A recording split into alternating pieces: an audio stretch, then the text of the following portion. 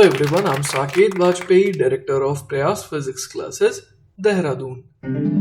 चलिए बच्चों, तो let's have a look at the question number 7. The question says, the ratio of the distances traveled by a freely falling body in the first, second, third and fourth second है ना, वो क्या होगा? ठीक है, तो देखिए बच्चों, आप लोगों ने पढ़ रखा होगा Galileo's law of odd numbers, जो कि ये कहता है कि distance travels by a body falling from rest during equal intervals of time stand to one another in the same ratio as the odd numbers beginning with unity, that is 1:3:5:7. तो यहां पर भी हम लोग सेम सिचुएशन देख पा रहे हैं कि यहां पर जो है सेम इंटरवल ऑफ टाइम में हमसे पूछा गया है. जैसे थर्ड सेकंड का मतलब क्या हो गया? थर्ड सेकंड का मतलब हो गया t=2 टू t=3. मतलब इंटरवल कितने देर का है? तो 1 सेकंड का है. ठीक है, तो इस तरीके से हम लोग स्ट्रेट अवे कह सकते हैं कि ऑप्शन नंबर 1 जो है वही हमारा सही जवाब होगा. क्लियर है ये बात?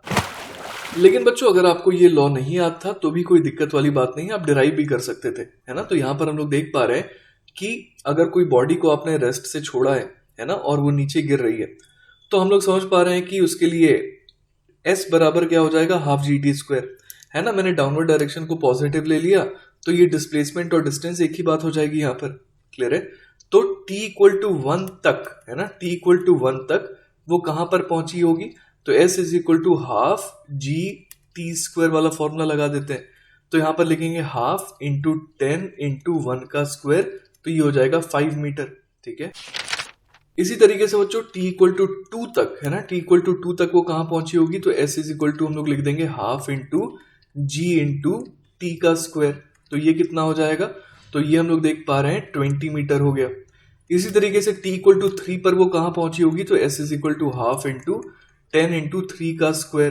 क्लियर है बात? तो ये कितना हो गया? तो ये 45 मीटर हो गया. और t=4 पे वो कहां पहुंची होगी? तो s = हम लोग क्या लिख देंगे? ½ GT².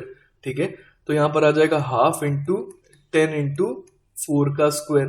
ठीक है, तो ये कितना हो जाएगा? तो हम लोग देख पा रहे हैं ये हो जाएगा 80 मीटर्स. ठीक है, तो यहां पर आप देखिए कि पहले सेकंड में उसने कितना डिस्टेंस ट्रेवल किया? 5 मीटर. अगले सेकंड में कितना डिस्टेंस ट्रेवल किया? तो 20 पे पहुंची है और 5 पे थी, तो 15 मीटर हो गया. ठीक है, अगले एक सेकंड में कितना ट्रेवल हुआ? तो 20 से 45 गई, मतलब 25 मीटर ट्रेवल हुआ.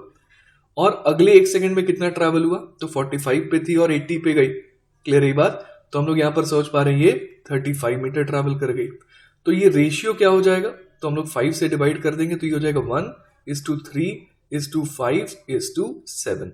ठीक है, चलिए बच्चों, तो let's have a look at the question number 23. The question says the displacement time graphs of two moving particles make angles of 30 degree and 45 degree with the x axis as shown in the figure.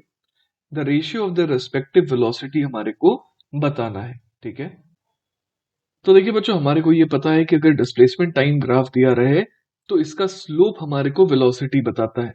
Clear है? तो v बराबर हो जाएगा ds/dt. ठीक है, तो हम लोग यहाँ पर देख पा रहे हैं कि जब एंगल 30 डिग्री है ना, तो उस केस में वेलोसिटी कितनी हो जाएगी? तो ये हो जाएगा tan 30 डिग्री. क्लियर है? तो यहाँ पर लिख देंगे tan 30 डिग्री, जो कि कितना आ गया? 1/√3.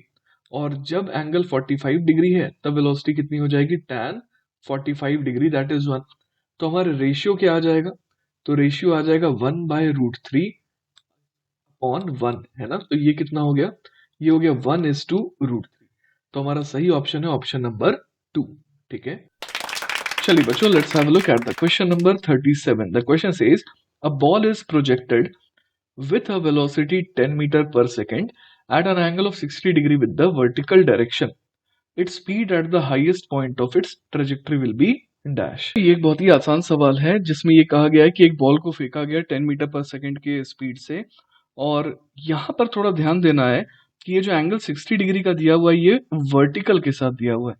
ठीक है, तो देखिए बच्चों, इस वजह से हम लोग समझ पा रहे हैं कि जो हॉरिजॉन्टल के साथ एंगल है वो है सिर्फ 30 डिग्री, है ना. तो हाईएस्ट पॉइंट पे कितनी स्पीड हो जाएगी? तो हाईएस्ट पॉइंट पे स्पीड हो जाएगी 10 cos 30 डिग्री. ठीक है, क्योंकि हाईएस्ट पॉइंट पे सिर्फ वेलोसिटी का x कंपोनेंट ही रह जाता है और x कंपोनेंट तो हमेशा ही कांस्टेंट होता है. तो ये कितना हो जाएगा? 10 × √3/2 मतलब कि 5√3 मीटर पर सेकेंड। तो कौन सा ऑप्शन सही हो गया? Option number 4। ठीक है।